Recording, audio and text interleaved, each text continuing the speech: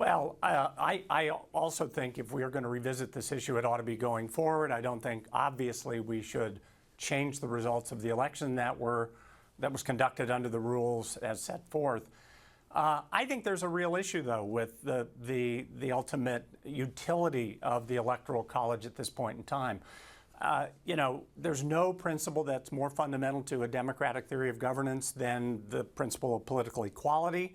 That is, regardless of race, creed, color, material circumstances, the views of every citizen should be weighted equally.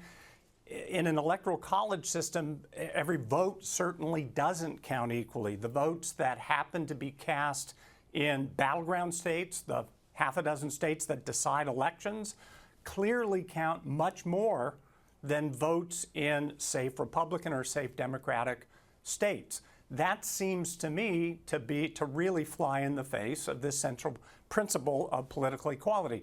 We also, as we sort of grow up in this country and we vote in all sorts of lesser elections, the principle of majority rule seems to prevail in virtually every other election.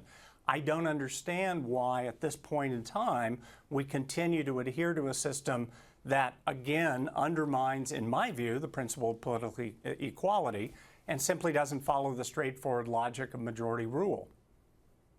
You certainly know all the arguments that get advanced in support of keeping the Electoral College. I don't have time to run through all, but a favorite is the problematic recount. In other words, if we had the situation that we had on our hands in 2000, where the popular vote margin seems like it was much closer than it will be from last Tuesday, how do you go about a recount in all 50 states instead of just isolating on a particular state integral to the Electoral College?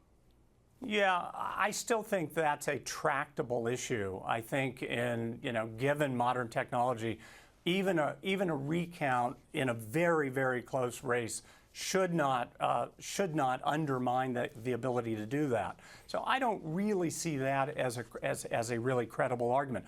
I should say, by the way, people say, well, this is the way we've always done it. In point of fact, the logic of the Electoral College, as set forth by Hamilton and Madison and others, was that the voting citizens, that is, propertied white males, would elect a set of electors, really upstanding citizens, who themselves would decide who the president was going to be. They were not to be bound by the popular vote in their states. So we've moved very far away from the system as it was originally envisioned.